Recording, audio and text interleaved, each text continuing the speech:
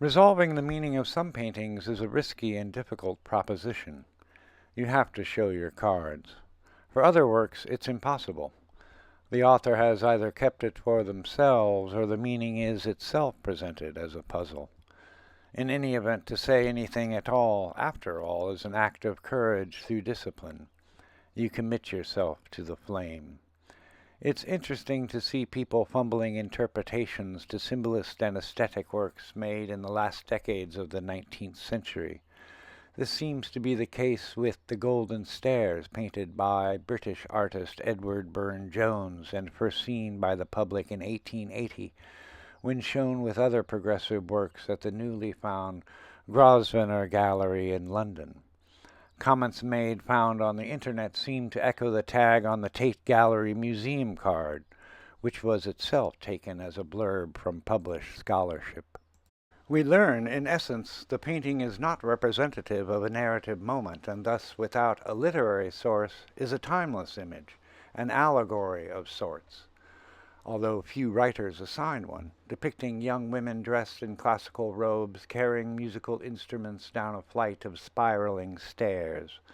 The type of syncretic figures shown, together with the restricted use of color harmonies, the muted gestures and expressions, and the vague architectural setting is said to conform to the artist's interest in evoking intangible qualities of mood and feeling. Terms such as poetic, evocative, lyrical, otherworldly, harmonious, dream and dreamlike, ambiguity, and the word veiled are used to describe the formal qualities of the painting, the representation of space, figures within space, and their attributes. It was said, when described by critics in 1880, to be a painting without a subject, with no literary source. This assessment is confirmed in recent scholarship. Simply stated, according to reviewers and historians, we are not in space and time. The meaning of the thing remains ambiguous, assuredly as Burne-Jones intended, an ethereal, otherworldly, dreamlike image, a quintessentially symbolist work of academic aestheticism. I would characterize opinion saying the painting is understood as principally decorative, not representing a specific moment in myth or history, and lacking a moral theme. The painting is without didactic import. I agree with the idea that Burne-Jones alludes to the gravitas and severity of meaning through the size and composition of the work.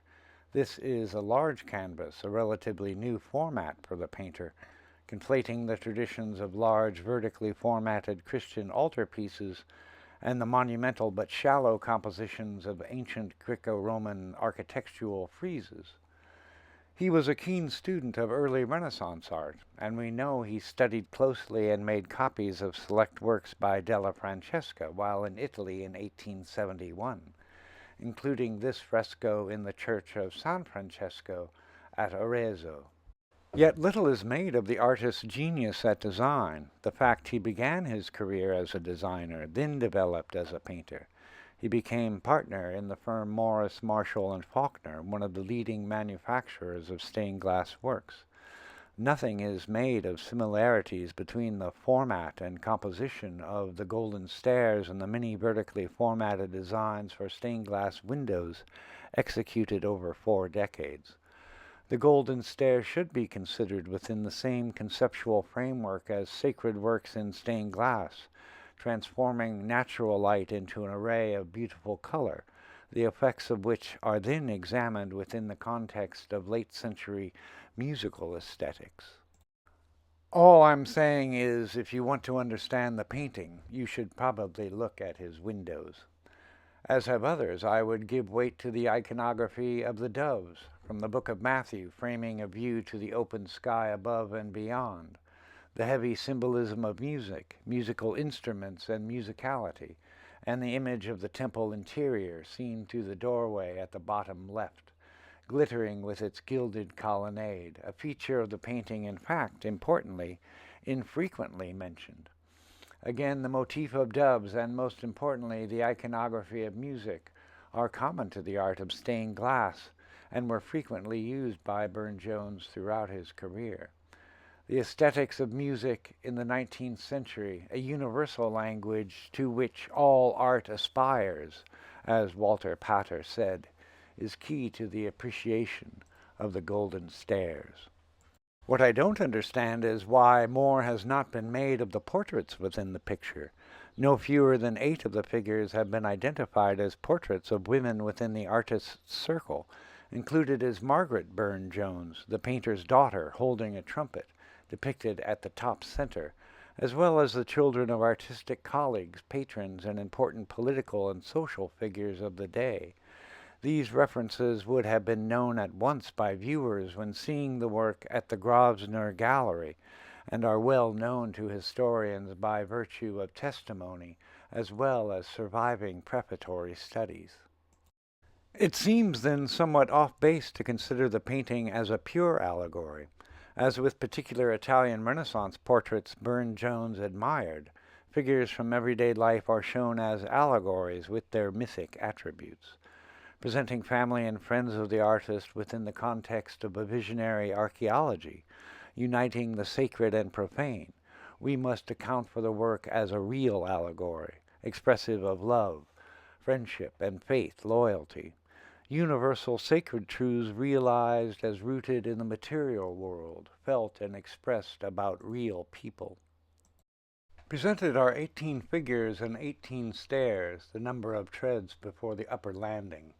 The figures are arranged on a vertical plane in 2 major groups, which can be further divided into 6 groups of 3.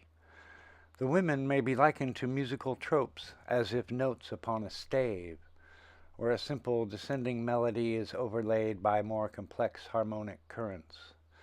Variations in pose, posture, gesture, and expression, the subtle differences in costume and color, the soft dynamics in the fall and folds of the drapery, the curvilinear architecture of the stairs themselves suggest a definitive rhythmic progression within an overall calm, staid arrangement. Quietly, on bare feet, the figures come from above, from the blue regions of the sky, the realm of the heavens which the doves inhabit. They descend a golden staircase, a choir of diaphanous angels with laurel wreaths and instruments, themselves embodiments of musical paradise. As a procession of figures, they lead the viewer's attention finally to the open doorway and to the temple beyond. It is here they come, from the sacred precinct of heaven to the holy temple on earth, to sing and play, making manifest as messenger, bringing into being the union of the material, human world with the grace of God.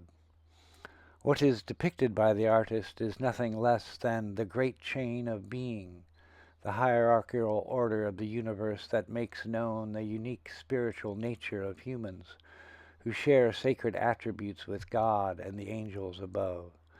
The Neoplatonic significance of the work is made clear in the recognition of the manifest beauty of forms and figures derives from the pure, abstract, ideal beauty, love and light in Neoplatonic philosophy, having sacred origins.